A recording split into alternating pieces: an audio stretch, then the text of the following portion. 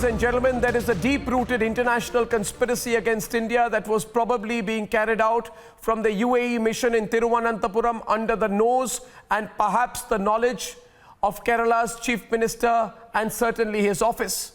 The details of this gold hawala terrorism scandal has shocked the entire nation tonight. Here is why this story cannot be killed. Here is why we must not allow the Lutyens media to brush this under the carpet. And then we'll debate. This afternoon, a police team in Thiruvananthapuram found a man with his wrist slashed near a house in the Akulam area. His name is Jai Ghosh, and he's the gunman of the UAE consulate attaché who is believed to have fled India. The National Investigation Agency has found that main accused in the Kerala gold scandal, Swapna Suresh, had called Jai Ghosh on the day 30 kilograms of gold worth 15 crore rupees smuggled in a diplomatic baggage addressed to the UAE consulate was seized by customs officials at the Thiruvananthapuram International Airport. As the gunman of UAE consul's attaché named Jai Ghosh tried to commit suicide, so he was also under the scanner of the agencies, as he was also one of the person who tried to call Swapna Suresh when the actual incident happened. In fact, the family members also said that he was enjoying with the family, with the children, and he got a call from someone. After that, he went to a distress mode, and finally he disappeared from that time, and he was found at a jungle area in the outskirts of Thiruvananthapuram, where police found him in a pool of blood, where he tried to slit his wrist and also swallowed a whole blade. With each passing day, more and more murky details are emerging, and now it has become evident that this wasn't just a case of gold smuggling. Raids are also being carried out in Kozhikode, which as per investigators is the hub of gold smuggling. The Chief Minister is in a quicksand. Pinarayi Vijayan government facing more questions as a showroom was raided today, and all the gold that was seized, amounting to nearly 1.75 crore rupees, was unaccounted for. None of the gold pieces accounted for, and it's just one of the showrooms that was raided. A scandal that has rocked the political corridors of Kerala, with the opposition in the state gunning for Chief Minister Pinarayi Vijayan. It is better for the Chief Minister to resign forthwith and face an inquiry.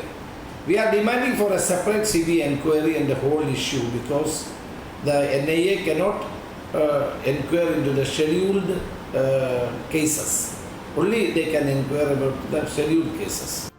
In the middle of it is a woman called Swapna Suresh. She was arrested by the NIA from Bengaluru after being underground for 6 days. She now faces stringent charges under UAPA.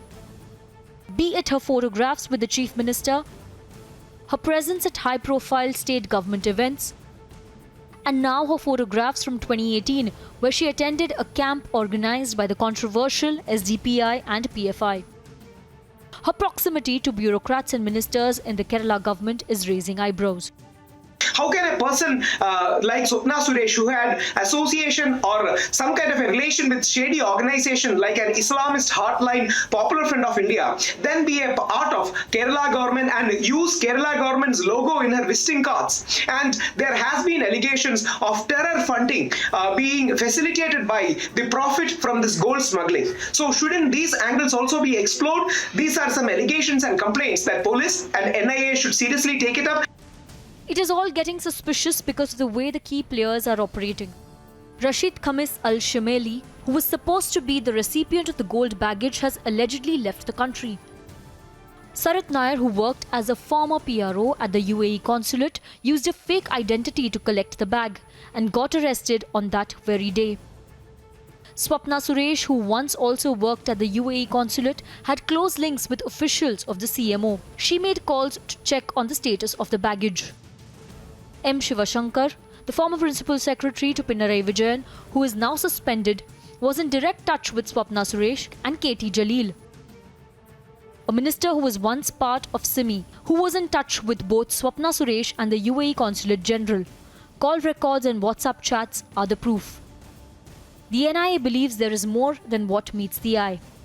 So far, the investigation that has been carried out by the NIA does not point towards any particular terror organizations. Having said that, they say that there has been a history of gold smuggling in Kerala, which has essentially been linked to certain terrorist activities, and that is the reason why they are not taking any chances at this point in time. In fact, the National Investigation Agency has already told the court that they are looking into the proceeds of crime. Where exactly did the money come in from, and how exactly was it being utilized? As more links emerge, it's turning out to be India's biggest scandal. So was an international terror funding racket operating under left government's nose? Is the gold scandal a well-oiled conspiracy with involvement of foreign nations? Isn't this possibly the most dangerous terror funding racket in the works? Attaché flees, gunman attempts suicide. Can role of consulate be overlooked? Can LDF government continue without answerability and action on those linked to the racket? Let's debate.